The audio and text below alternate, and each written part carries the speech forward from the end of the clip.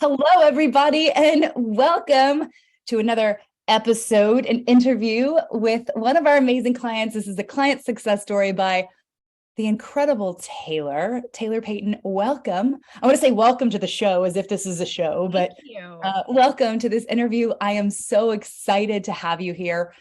For those of you watching, please help me welcome Taylor. If you're listening, right, tune in. And we were just chatting a little bit about our intentions for this call together. And Taylor said she's not a newbie to this type of work. So we'll talk a little bit about that. And Taylor, will you just tell everybody you graduated relatively recently from our program. When did you graduate?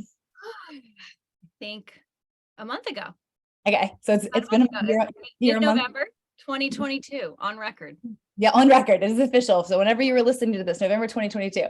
So I love it. So we'll often do these client success spotlights for women who have just graduated the program, who've graduated years ago. So we're going to do this one now, Taylor, and then maybe we'll do one in 3 years and you'll be like, oh my God, and this is where I am now.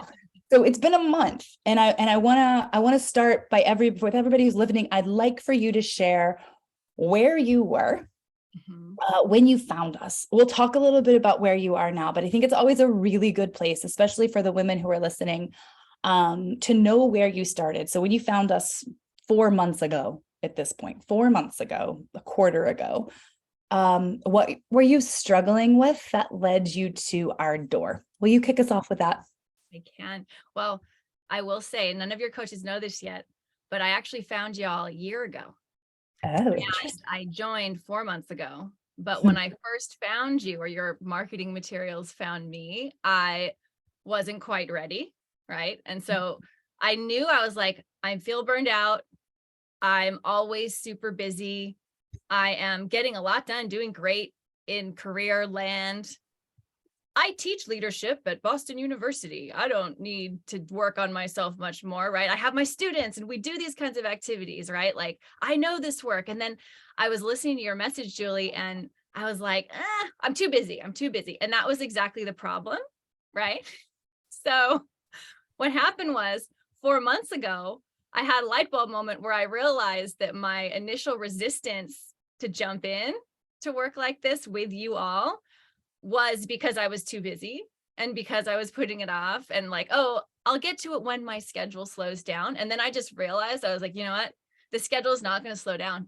It's not. And I felt like I was at a place in my career where I was kind of capping out. Like, I needed to fix the anxiety thing that I've done my entire life. Not fix as in like it's broken, but work through it better, more consistently, to where I could just come at life from a stronger energy, from a more grounded place, and really be legitimate about it, right?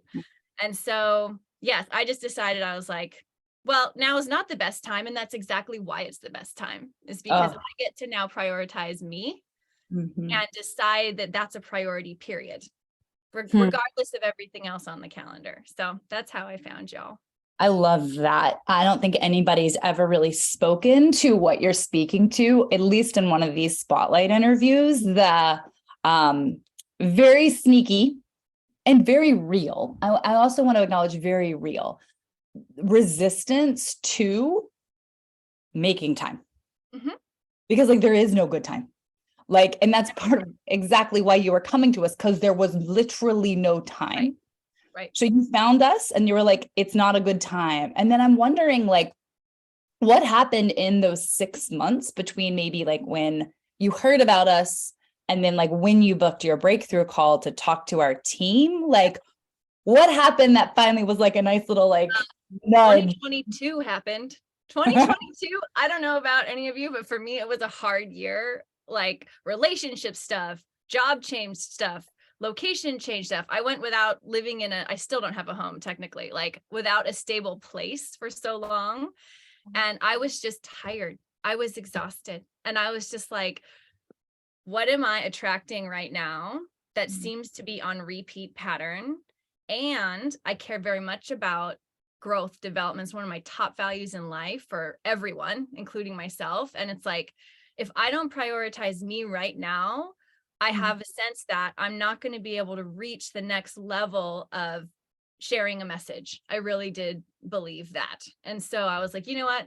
I just need to go inside out for a minute and just be really focused and see what happens. And it was a scary decision. You don't know how it's going to go. I read the reviews and I was like, you have really good reviews out there. And so I was trusting, but you never know. It's a leap and it's an investment. Totally. I want to, we'll talk about the leap in the investment and like a little bit later, because I think what you're saying is really important. Like there is a trust fall that happens when you invest in yourself. And a lot of women who come to us are like, they're usually in one of two camps. They've either tried everything and we're like the last block on a house, or they've been sucking it up for so long and haven't really tried anything that it's gotten so bad that they're kind of backs are against the wall with their hair on fire that they need to try something. Were you in one of those two camps? I was in between. So Cool. I've done other work through other groups with myself, with my students together. Like I have a leadership PhD. And so I did like at least 5 years of very structured curriculum around this stuff. Yeah. On top of the things I do as a hobby and because I'm just interested in it. But Yeah. I wasn't on either extreme. I was like, I have some competence in this and experience in it. And I'm kind of burnt out, but I was always burnt out. I honestly, I was living in a way where I wasn't fully in touch with how tired I was all the time was it. So it's hard to give a clean report there. You just keep going like a machine. That makes sense. So I'm going to go back to let me just say both of these things. So did everybody hear that Taylor's got a PhD in leadership, right? You know how to lead. You've been deeply interested in personal and professional growth development for a long time, and I think this is important, is like, there was obviously a missing piece for you. And I'm curious what the missing piece was. Was it connected to how tired you were and like the low level burnout? Like you knew all of this intellectually in a way. Right. It was that. What is it? Yeah. It was very much so. I had the theories down and the concepts down. And I was sort of annoyed and frustrated with my own personal life and practicing them, the practice what you preach kind of thing. And also the consistency that's required for true transformation and just like not having a support group for it. It's like a very isolated period during / post COVID, And so there was that. And what I didn't realize was, now having done the program, part of my low point in any workday would be looking at my task list and feeling overwhelmed. And I know that sounds really micro, but very real when you work for companies with companies and things fly at you all day. And then I realized it was a trauma response when I would feel overwhelmed. And CTFAR, the framework, one of the frameworks, and the other, lots of good practice tools in the program. But I actually started the consistency of the practice behind those tools. And that's what I was seeking. That was the thing that I was like, you know what, it's time to practice. It's time to be consistent because you have all the theories, you have all the ideas. We live so much of our lives in our heads. You say this all the time in the program, and it's so real for how we operate in this world up here. Anyone who knows me, my family would be laughing watching this. They'd be like, of course, Taylor's in her head. What else is new? Right. Yep. But to live from here, it's a practice. And so I don't know, your message landed with me. And I was like, you know what? For some reason, I'm feeling good about this. And so, I think what you're sharing, I think every single woman, because we mostly speak to women, and men, of course, could resonate with it as well.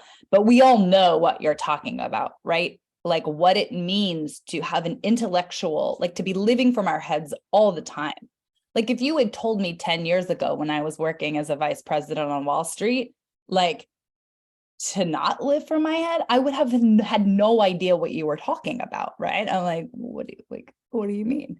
So you're saying this thing of like, it sounds like you, the PhD, the professor, the student, the teacher, right? The leader had to be willing to become a student again. Right. Definitely. And to truly embody your message because it wasn't working on the other side. So it sounds like 2022 was rough. Relationship struggles. Mhm. It sounds like you were pretty tired all the time. There was no off switch. Overload. Overload. No Do place you to live. no place to live? Like a lot of up in the air stuff. I'm wondering, can you imagine, and this is always like a weird question to ask, but I think it's important, especially for women who may still be in your shoes. Like you were at a crossroads and you chose to take a right in working with us, right? And do something different.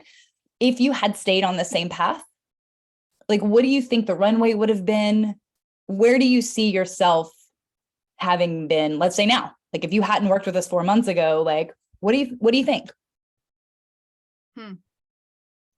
There are, Good question. honestly, I think I would be repeating a lot of the same patterns. Mm. And I don't particularly, I believe that this work will arrive for anyone at the time that is right. Right. So I don't think I would be doomed without Yeah. the work, you know, because Yeah. in a year I could do it too. Sure. But I'll tell you, the people I've interacted with during, while I was in the program and now after, they do notice a change in me. And I know that I navigated certain relationship challenges, still challenging, but I know I navigated them better because of it. Yeah. And I know I had a really hard period of work, just a very busy, crazy period. I'm starting a company. And so early phase company stuff.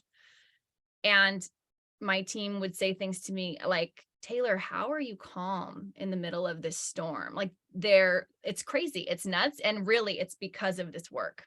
Mm. Definitely. Mm. Because yeah, there's stress and there's everything, but to create that space that's real, the space between the trigger or the thing and how you respond instead of react. Yeah. Huge. Yeah. And I've been able to lead my team better because of it. No question. That's huge. And it sounds like people are noticing the difference. You're not as reactive, you're more responsive. Yeah. You can lead, like you can actually lead better I can. because Definitely. it doesn't feel like you're putting out fires anymore. And you mentioned, I think this is important that I want to just reflect back because you said it. And I know there are women listening to this that feel this way, that when you look at a to-do list or something comes at you to do, another task or somebody needing something, or right, even just the minutia of like, oh my God, there's another task to do. You said it felt almost like a trauma response. Like it's like this, like, oh, like, can you actually? Can I model it? Can I Yes, model it? that's exactly what I was gonna, like, what would happen? This is from Coach Michaela. Ready? Amazing. Yes. Okay. And it's this. It's Yeah.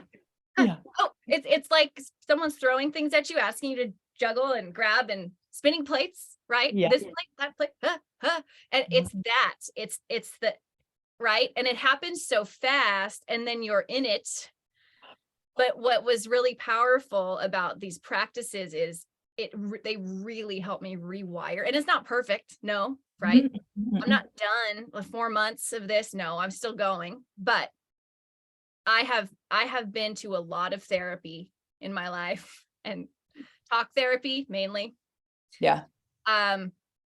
This stuff so helpful compared to some of the therapists I've had, just because what you're getting at in your curriculum, Julie, is the whole rewiring of your emotion center, your awareness of your body, like how you learn to be in relationship with yourself, which was really powerful to me. The kind of like coming back to yourself and prioritizing that, and to where you can coach yourself in hard moments. That is priceless. That's the kind of stuff talk therapy. I mean, I don't know who your talk therapists are, but that can take years. Right. To learn those tools, to have the same shift. So I want to acknowledge a couple of things that I love you saying, of just that feeling of like, like, it's like hot potato. Like, I don't want to catch it. Like, it's like this experience in your body. And like, y'all, I mean, I just like I am a highly successful leader. Taylor is a highly successful leader. We've got all of the boxes of success that society tells you to do, right? We are on the outside, and I'm saying we on the outside, just like every other woman in our program, looks like we've got our stuff together, right? Yeah. But like over time, this experience of like more demands, more demands, more demands, more demands on your body, on your nervous system, you're just like, so you were like this. Yeah. And then you said something really powerful that I think is important. So how do you get from that to your team outside of you being like, wow, how are you so calm in the midst of all Well, of the this? first thing is what's happening to me right now, which Mhm. is I actually right now in this moment, I'm holding awareness about how I'm actually more stressed out now that I just did that modeling. For whatever reason, I can feel it up here, right? It It's brought just, you back. It brought you it, back to that it place. brought me back. So first is awareness of what is my body doing in this moment and caring about that. And the thing that was really pivotal for me was the next step after that, the acceptance of it, because Yes. that piece, I didn't realize how hard that piece was for me. No one really emphasized that enough in my life experience previously. My Yeah. family doesn't model it. Goodness, no, right? This I is knew part of that. why I'm here, why I'm doing what I'm doing. Anyway, um, yeah, it's the self-acceptance to say, you know what, I feel this way and that's okay. And to have the patience and slow down enough to just sit with yourself for a hot minute. Uh-huh. And for me, in my like 10 years ago, I was the person, and many of us are here still, you run away from the bad feeling, you know, I don't want to feel that. I'm gonna push it down. I'm gonna get distracted. I'm gonna go drink some wine, whatever. Right. Mhm. Okay. Mhm.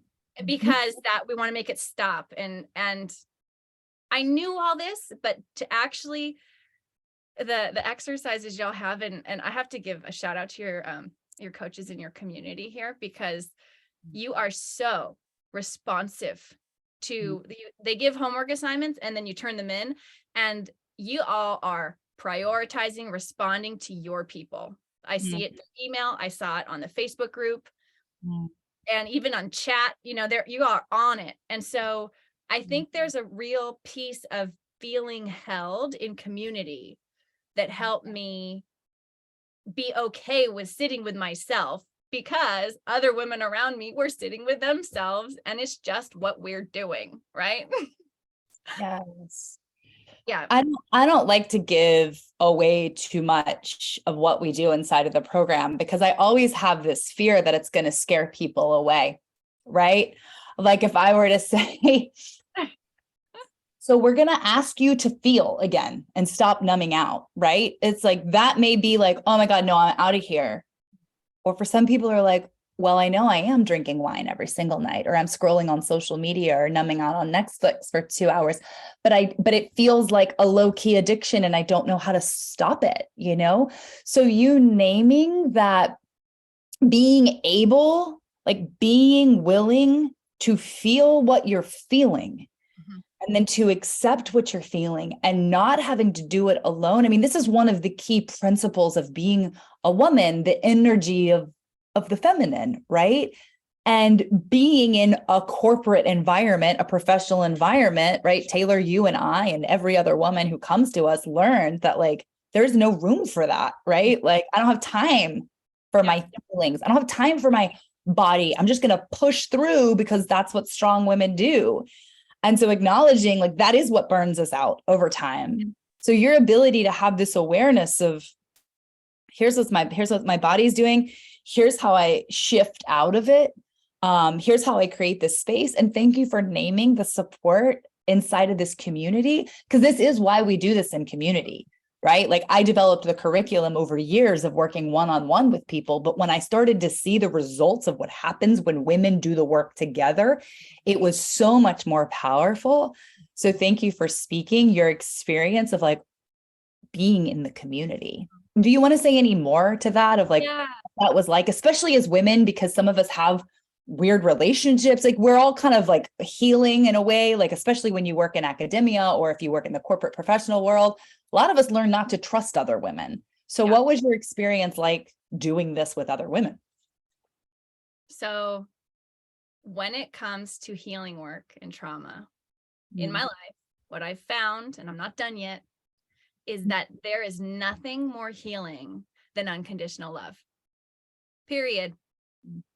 There's not. The people in my life where I've just broken down in their arms, crying over whatever it is, and they accept me. There's nothing more healing than that. And so that's why the community is so powerful and amazing. And sure, it can sound scary if like you haven't shared your feelings before, but this takes me, it's a quick story. I've only been skydiving once, but the first time I ever went, my instructor said to me, "Oh man, this is your first time. I just really wish this were my first time again too. My first time, the adrenaline high, like you just don't know anything like it when you jump. You just don't until you do. And then after your first time, it's just the rushes and it's great." And I thought that was a really interesting thing to receive from them, but that this is the message to the women who might be afraid of, I've never done this kind of work. Oh, I'm drinking wine. Great. I'm actually envious of you because then it's your first time and you have more to gain than the people like me probably who already, I don't know, have further along in the work, whatever, but for you, that will be mind blowing because it's going to be like, what is this? This is a whole other way of being.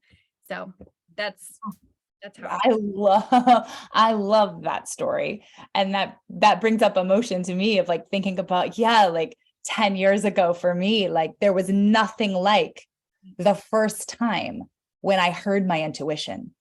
When I remembered who I was before the world told me who I was supposed to be, when I acted. So just you saying this is a whole other way of being feels like the most beautiful summary and an amazing spot for us to end on in this moment that, there are countless, and especially now I think about when I started coaching 12 years ago, almost at this point, coaching was like kind of a weird fringy thing. It really was. And there were definitely no like executive coaches. Like there are plenty of coaches in the world right now. And leadership coaching and executive coaching has become really trendy. And there's lots of therapists and there's people who will teach you time management tools and there will be people who will teach you how to run your team. We are not that. We are that. And we are so much more, which is a new way of being for women, right? By women. And so you saying that last piece of this is a new way of being feels so true, one that we weren't taught. So if you could say in closing, Taylor, there's like one thing that you would want to say to maybe a woman who's listening to this, watching you, listening to your story, and who's on the fence about booking a breakthrough call with our team, scheduling a call to talk about whether or not this work is right for them, what would you want her to know? If this is right for her, what would you want her to know? I would say, trust your gut, because if you think it might be, trust yourself enough to explore that possibility. And also, I'm envious of you if you start this program because you get to hit play on day one. And it's a ride. It's challenging, but it's like anything, like going to the gym, right? You get out of it what you put into it. That's so good. So, ladies, as per Taylor's guidance, if you are called, if anything in your intuition is like, maybe, even though this seems crazy or weird, like I've never done it before, maybe you've done something like this 1,000 times, but if there's some pulling you to learn a new way to be, to live, to lead, to love, right? Unconditional love, then you can book a call with our team. The call's completely free. This is not a pressure call in any way. We're here to support you. If we can help you, we'll tell you that. We'll tell you how to work with us and what it looks like. If we're not the right ones for you, we'll tell you that too. So you can go to endtheburnout.com/apply and grab a spot on our calendar. You will see me and Taylor, of course, on the other side in our alumni community. Taylor, we've got our holiday party coming up this week, so I hope to see you on Thursday. And thank you so much for your time and for your love and for your presence and for doing this work so that you can be the ripple in your world and lead in a sustainable way. Thank you so much to you and your team, Julie. You're all amazing, and you can feel the love in the group. So love giving back. Thank you. Thank you for sharing space with me and so grateful for you. Thanks. Bye, my friend.